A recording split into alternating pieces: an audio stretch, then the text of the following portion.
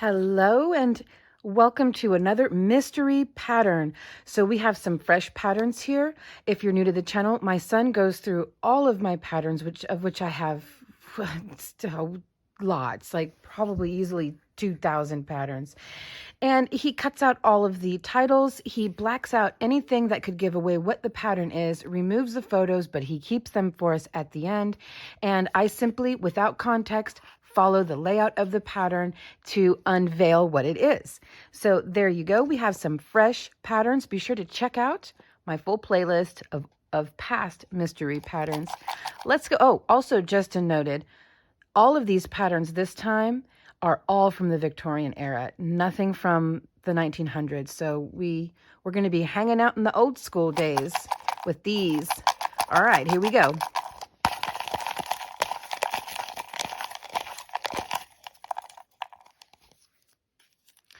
What do we got? Number 8.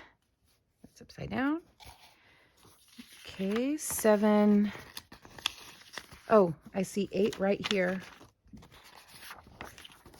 Okay. All right, so it says we need 1 pound of gray Shetland floss. We'll make several.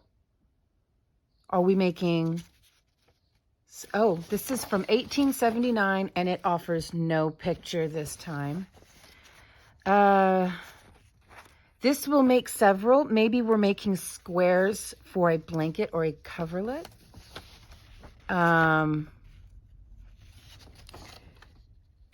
These always prove very acceptable gifts to poor women in the cold weather. A pretty variation can be made by doing them in 2 shades of gray about 5 inches wide, or alternate gray and scarlet, or merely make a scarlet border.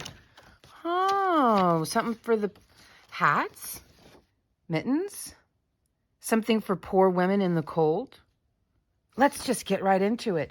Okay, we need a medium-sized bone needle, a bone hook, and Shetland floss. Okay, so what I have come up with for us as far as a Shetland floss, I have this fingering or floss. It's a, this is a bamboo cotton. And as far as a medium hook goes, which we're not from that era, so I'm not sure I don't know what a medium hook is. So my guess is I have several bone hooks from that era. This one here I played with a little bit. I made some chains. It seems to work out pretty good. And this is a 3.75 millimeter hook. So that's what I'm going with. And this is about a 3 weight. Okay, looking at the pattern now, let's get down a little closer. And it says here, make a chain long enough for the neck. Well, I suppose that might kind of give it away a little bit. The first row is 3 treble, which this is a Victorian era UK pattern, and even in today in the UK, a treble is a US double crochet. So I'm going to translate this to US terms. So first row is 3 double crochet, 2 chain, miss 2 loops, then repeat from here. Okay.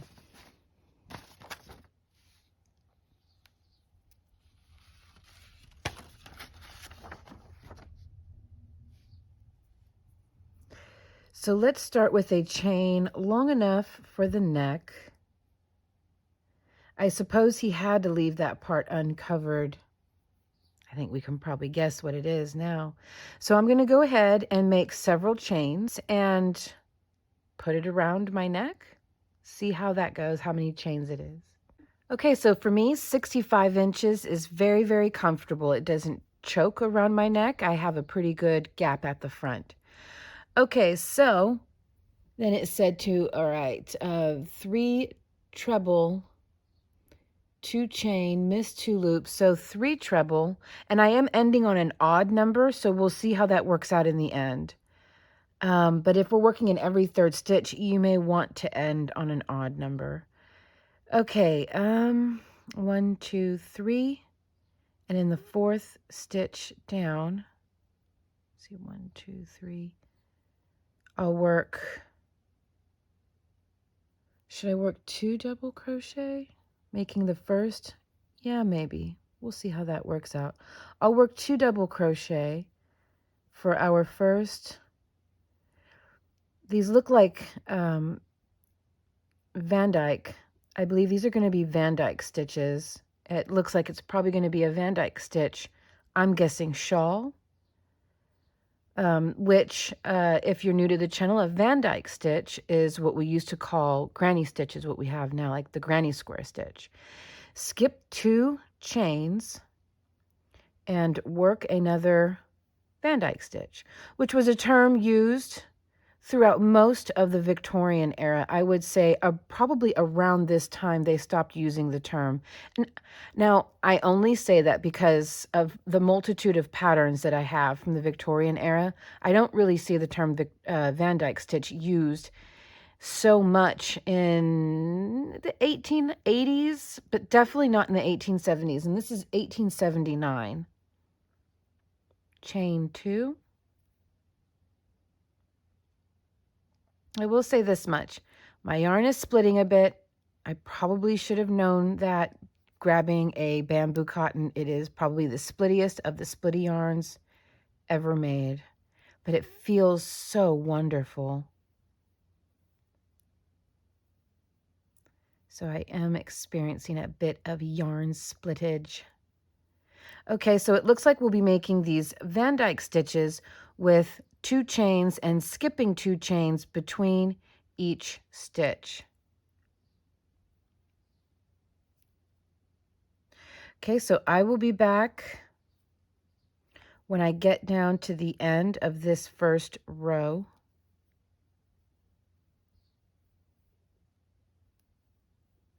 There we go. I just have to find my footing with it. It is some splitty stuff. All right, I will be right back. Okay, so I just have one chain stitch I wasn't able to use, but I can untie that. That's not a big deal. All right, so for row 2, it says here, in the second row, when you come to the middle hole, work twice into it to increase. Middle hole. Thus, when you have worked 3 treble, do the 2 chain as usual, but insert the needle into the same, the middle hole, the middle of the, it's a shawl. The middle of the shawl, okay. But insert the needle into the same hole again and do 3 more double crochet into it. You must also increase at the beginning of every row. So not at the end, but at the beginning. See, does it say the end? At the beginning, by doing 3 chain and then working 2 double crochet between the first and second stitches, thus making an extra hole every time. Repeat these 2 increasings in every row until I'm going to say it's a shawl. Shawl is long enough. These always prove very acceptable gifts to poor women in the cold. A pretty variation can be made by doing them in 2 shades of gray about 5 inches wide, or alternate gray and scarlet, or merely make a scarlet border. I think I will merely make a scarlet border. Okay, so what I'm going to do then to make it a little easier for me to identify the middle hole is go ahead and fold this, and I don't exactly have a middle hole. I have a middle stitch. Do you suppose I can turn my middle stitch into a middle hole? I think I can. So let's see, how many stitches did I work up? 1, 2, 3, 4, 5, 6, 7, 8, 9, 10, 11, 12, 13, 14, 15, 16, 17, 18, 19, 20, 21. So you want an even number of stitches then in order to have a middle hole. But what I'm going to do, since I have a middle stitch, is I'm going to turn the middle stitch, the middle double crochet of my middle stitch, into a middle hole. Okay, it just every video I wind up repeating one word about a dozen times, don't I? All right, so it wants us to chain 3. Of course, you can work a stacked single, which I will, but I'm going to start this off working the pattern as written. And then into the space between the first and second double crochet, we work another Van Dyke stitch by working 2 double crochet.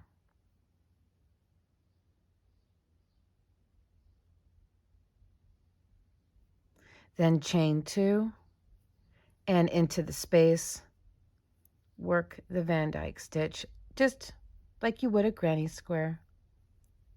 Okay, but before I carry on, I'm actually going to start with a stacked single because it just will create a much cleaner edge. So we give ourselves a little bit of slack on that loop and turn and go into the last double crochet that we made and work a single crochet. Now you can see on the side we have 2 loops. That's the side of our stitch. Here is the top of our stitch right there. So we want this forward loop right here, the loop that our working yarn is coming out of. We're going to work right into that space right there. So we go right into the under that loop or that bar, and we work another single crochet, and that is a stacked single. Then again in that space between the first and second double crochet, I'm going to work my next 2 doubles. And this is just going to be a much nicer look. If you're new to the channel and you've never heard of this stitch before, it's practically becoming all the rave now. I'm seeing people making stacked single crochet tutorials all over YouTube now, so it's really starting to take off. Also, the chainless single crochet. If you're working a pattern and you're working a lot of single crochets and they want you to chain 1, turn, and work a single crochet into your first stitch, don't chain 1. Just turn. You'll have edges just as straight as a piece of paper. The chains are out. This is our era of crochet, right? So the Victorian era, the Edwardian era, the World War II era, and so on. They all had the chains, but nowadays in our era, the era we're all alive in, chains are on their way out the door. Other than these kind of chains. I mean, starting chains. They are out. Out, out, out, I tell ya.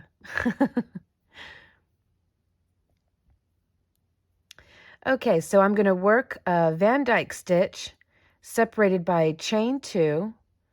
Yeah, this has a nice thin point here, and it is catching this extremely splitty yarn, but I'm going to power through it. As if this is like oppressing me or something, right? So dramatic. Chain 2, work a Van Dyke stitch. So it says repeat these 2 increasings. Okay, not repeat these 2 rows. Repeat these 2 increasings. So repeating the 2 increasings, meaning, did I do this one right? Did I increase? That's an increase, right? They would consider that an increase. Yeah, because every time we do it, we're going to be working out. So yeah, duh. So repeat these 2 increases, being your first stitch of every row as to be worked between the first and second double crochet. And then of course you're going to have your increase here. Since this pattern seems to be so short, I'll work quite a bit of this with you on camera, and we'll just listen to some lovely music while we work together.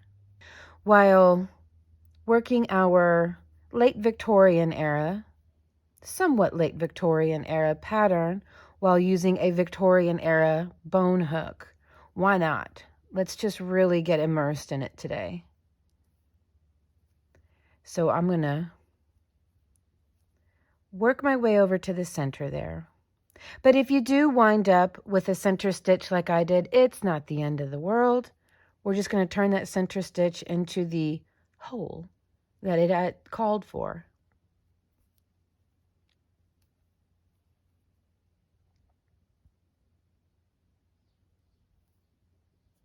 Very splitty yarn, I tell ya.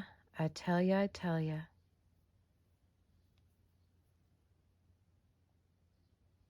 I can't tell if that stitch was even made right. My goodness. Bad choice of yarn, I suppose. Such lovely yarn, though. It's so glossy looking and silky feeling, and that drape is heaven. It has good weight to it.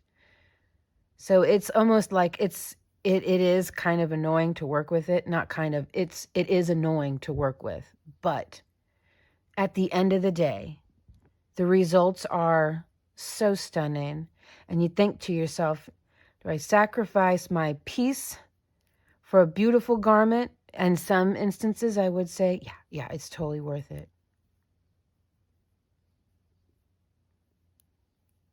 I think that the poor women in the cold deserve a dignity and are just as worthy of these beautiful materials as anybody with 2 coins to rub together.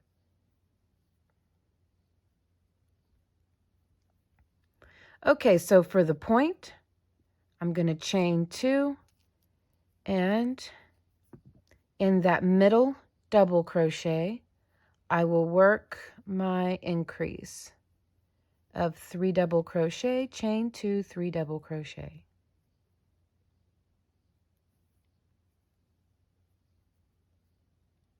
1, 2, and there we go. And I'm not going to remark that because I think it's going to stand up pretty good. That works out. That's fine.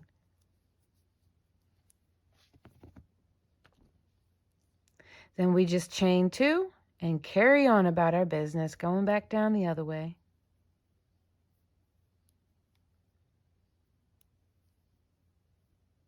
I'll be right back.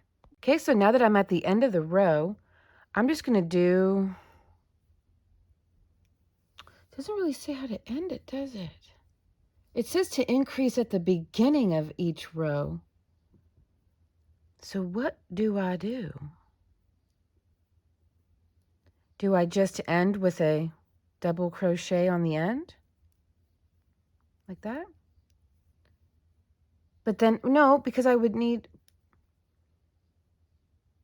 Well, I'll end with 3. Like, that's basically creating an increase at the beginning and the end. So I don't really know any other way to avoid doing that. Maybe that's why they didn't mention it, because it just happens as a given. I'm just going to go with that. So starting with my stacked single, pull up a little bit, turn, go into the top of that last double crochet made, then go into that forward loop right there.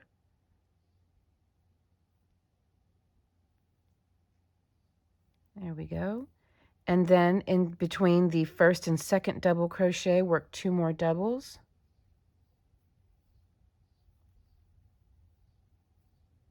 Chain 2 and continue working.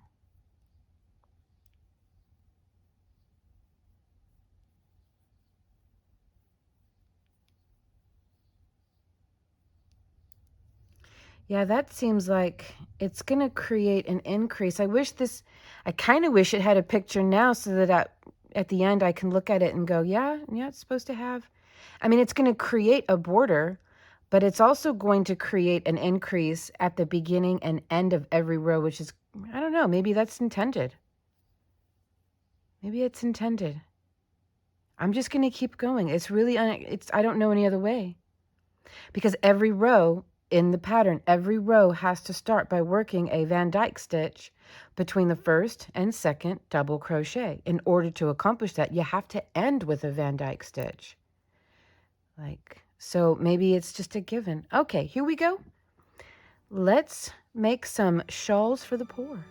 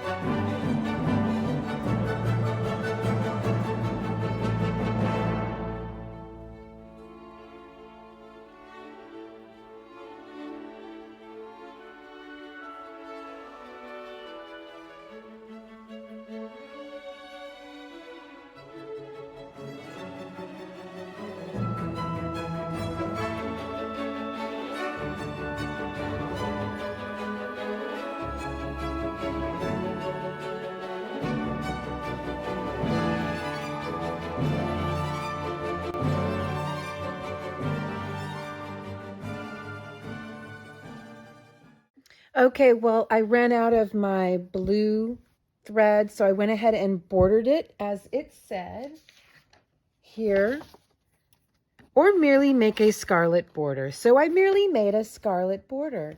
So this is it. You know what? I would say if you want to make a bunch of these or even one of these, maybe use a worsted weight and a thicker hook if you want this to go by a little bit faster, because this took me surprisingly several hours to complete. And it's not even that big. Like I'd say off and on for 6 hours, I worked on this. Again, off and on. I did take a nap. And what I mean by I did take a nap is we had a family reunion very recently, and I'm still kind of like sleepy hungover from it. Not real hungover, just lack of sleep hungover. And of course, I had things to do around the house, lots of laundry to get caught up on, and all kinds of things. So off and on for 6 hours, and I'm at 6 inches. That's not very, see down the center, it's at 9 inches. Really not very big yet, but I ran out of the thread. I thought there was more there, but there wasn't. But there we go. Let me raise this up. And here is what it's called, these shawls. So it's a shawl, are suitable for either children or women. And the title of it is literally Small Shawls for the Poor. Okay. Really simple, but really pretty. And this bamboo cotton is so nice. I mean, look at the drape you get with it. It's so heavy. Listen to this. Just this little bit has that kind of weight. It has beautiful drape. Beautiful drape. The whole thing. It's so slinky and silky. So, yeah, bamboo cotton is kind of a pain in the butt because of how splitty it is. And this didn't help with how sharp this is right here. But it was fine. It was fun. Let me know what you guys think. Very simple, easy mystery pattern today. Let's see if they're going to get more complicated than this. This here was pretty simple, but I thank you guys so much for watching. I will see you in the next one. Bye.